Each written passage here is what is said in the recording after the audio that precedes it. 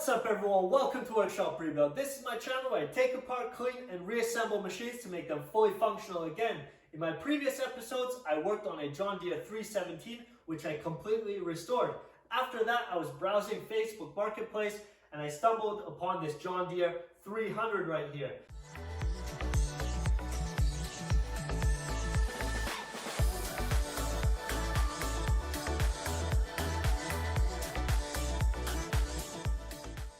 This John Deere 300 happens to have a one-cylinder 16 horsepower Kohler engine. The engine block is sitting right here next to me, and I did a teardown video on this and a block cleaning video, so I'll leave a card up above so you guys can watch those videos if you're interested in that. But in today's video, I'll share with you guys the details on this and what I'll be doing with it.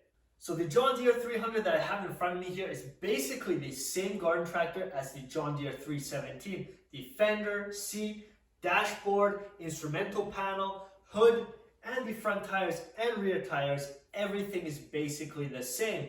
But I will be sharing with you guys what is different on this garden tractor, and after that I'll be tearing right into this John Deere 300 by lifting up the rear fender. I'll see the fuel tank beneath the rear fender, and then I can have a good look at the transaxle as well. So the key differences on the John Deere 300 compared to the John Deere 317 is the steering linkage. I'll share with you guys a close-up on the steering linkage right here.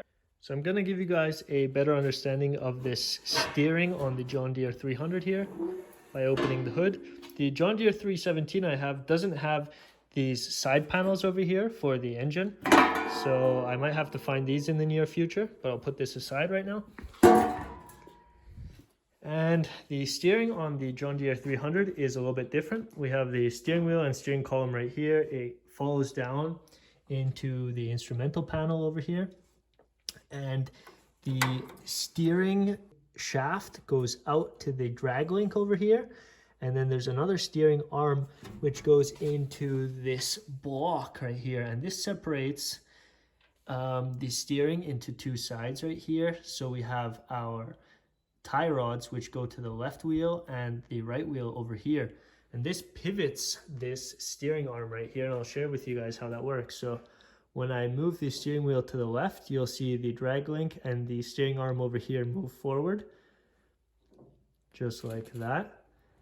That moves forward, so it's the drag link and the steering arm right here. And then when I turn to the right, it will come back again.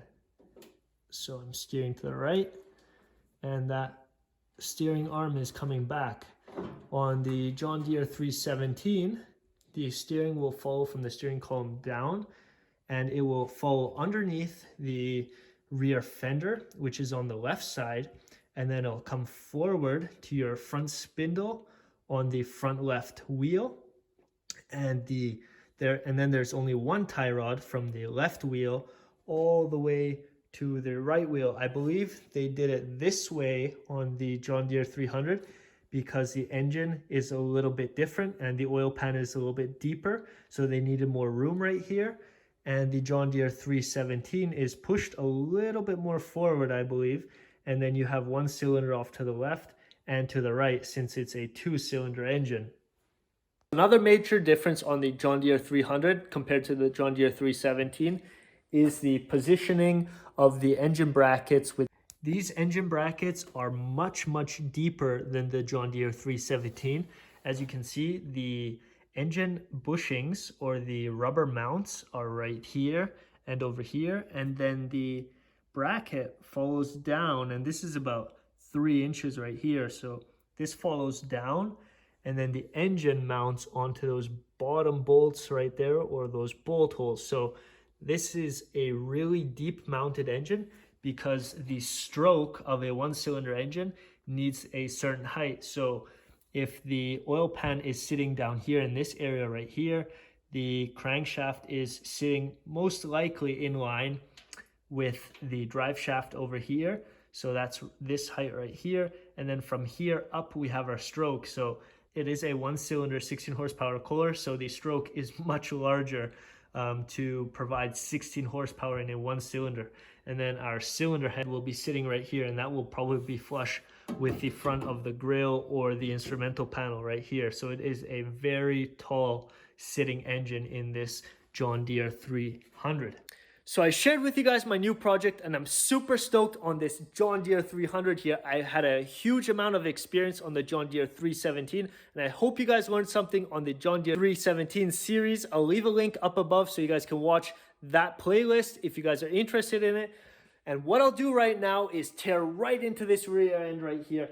I did pressure wash it once I got it at home, but I really want to see what's underneath of this. And then we'll go ahead and test the hydraulic system in the back, which is the pump and the motor, and see if those wheels turn once we engage it forward and backward. So stay tuned.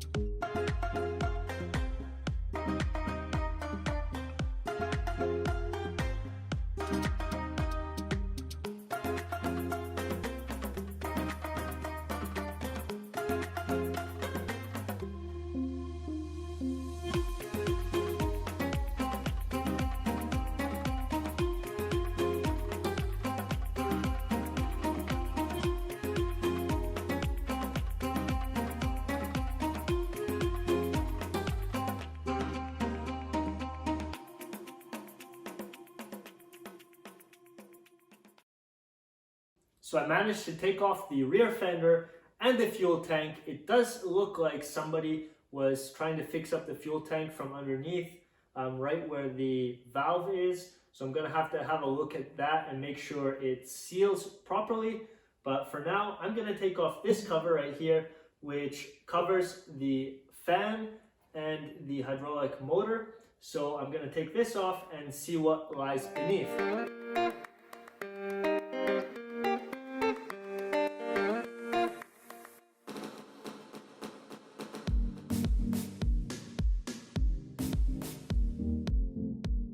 So in front of me here, I have the assembly of the hydraulic motor and pump, and we have the drive shaft over here. Up to here, it looks very clean, but in this area, it does not look clean at all.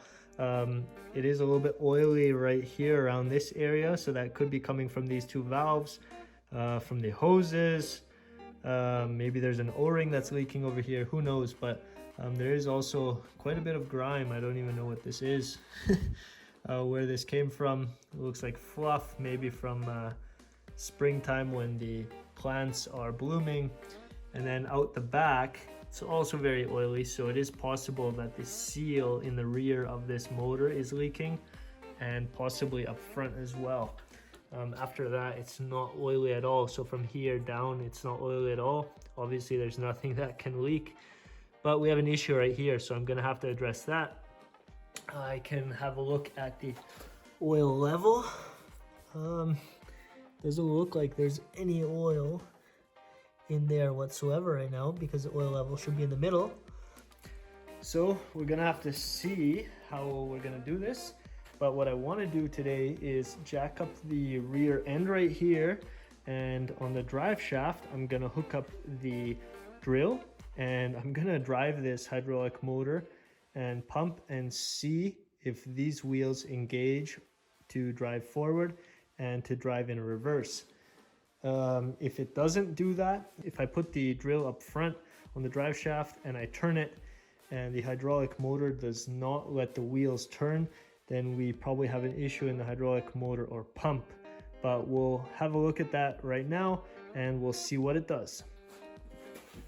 So I had a look at the hydraulic motor over here and everything seems to be okay. I do believe the seals are leaking, so the back end of the hydraulic motor must be leaking. It was very, very dirty there, and it is likely that it is leaking up front as well.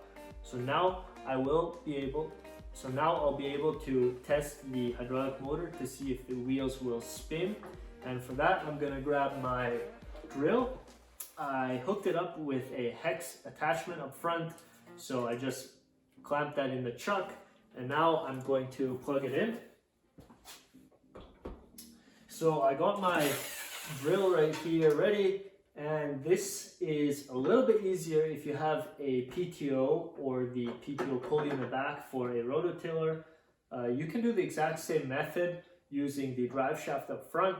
It doesn't really matter. So for this, I will be using the drill, and the pulleys on the back have a hex bolt, so that works perfect. And now what I'm going to be doing is hooking this up right here and spinning it. And what that will allow me to do is get the hydraulic motor working. So next up, I will have to activate forward or reverse to see if this will go anywhere. I will put it forward first. This is about mid-range. And I know an engine does spin much faster, which gives it more power to move forward and backward, but the drill will do the exact same thing just for a test purpose. So I'm going to hook it up here. I have it mid-range going forward, and we'll see what happens. Doesn't seem like it wants to go anywhere. I did suspect this because there is a whole bunch of grime around the hydraulic motor, and the filler tube or the sight tube in the back over here doesn't show any oil. So I'm gonna fast forward right here a little bit. I did take quite a few parts off, but this is going back in time where I did share with you guys how to test the hydrostatic system. I found a pail of automatic transmission fluid, so I was able to top it off to a certain level. The oil filter and all that is still in there from before, but I just wanted to share with you guys how to test this. So I have my drill right here, and I have the rear PTO set up once again, and I'm going to share with you guys how to turn this over. I have it set up so the tractor would move forwards, and you guys will see it on this hub right here, which direction it'll be turning. So I'm going to hook it up right here and start turning slowly with the drill, and it'll turn the hydrostatic motor over, which will then give power to the hub.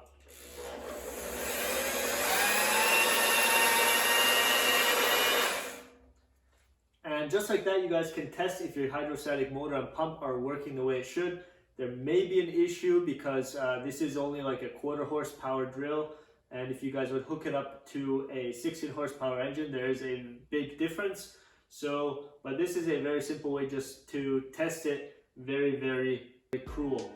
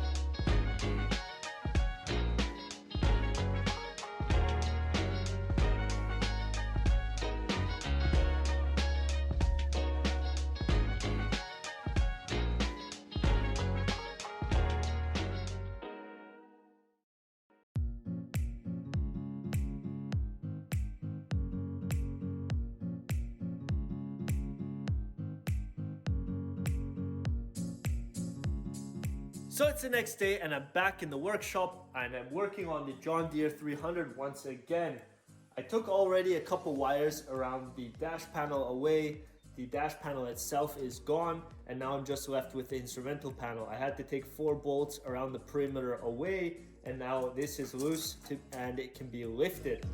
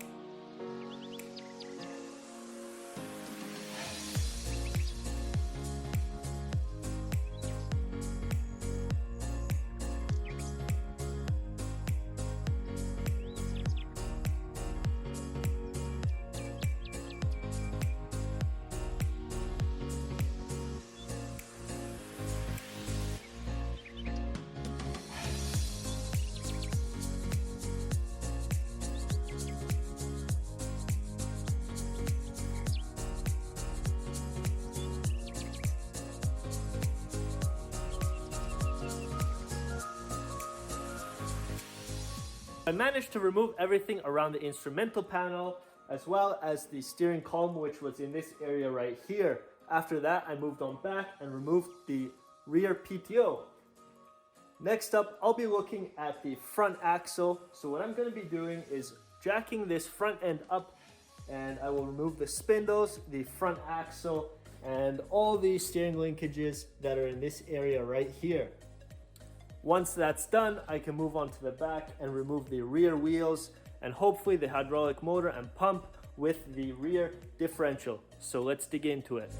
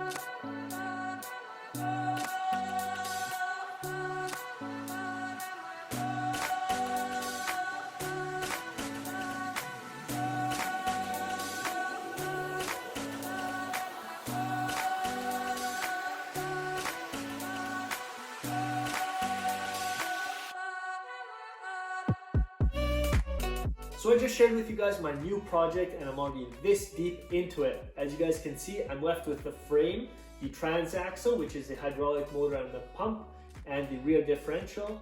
And next up, I still have to dismantle the rear brakes. Other than that, most of it's already off this machine, and I can take this frame outside and get it pressure washed. I won't share with you guys any of this process right here because it's kind of tedious work. I will be dismantling everything off this frame so I can give it a good clean outside with the pressure washer. So I won't share with you guys this process of disassembly right here. But once I have all the parts cleaned up, I'll bring you guys back in with a part 2 on the John Deere 300 series garden tractor, and then we'll go from there. I'm gonna have to evaluate all the parts and see what has to be replaced or what has to be fixed, and based off of that I can start the rebuild on this garden tractor here. So stay tuned.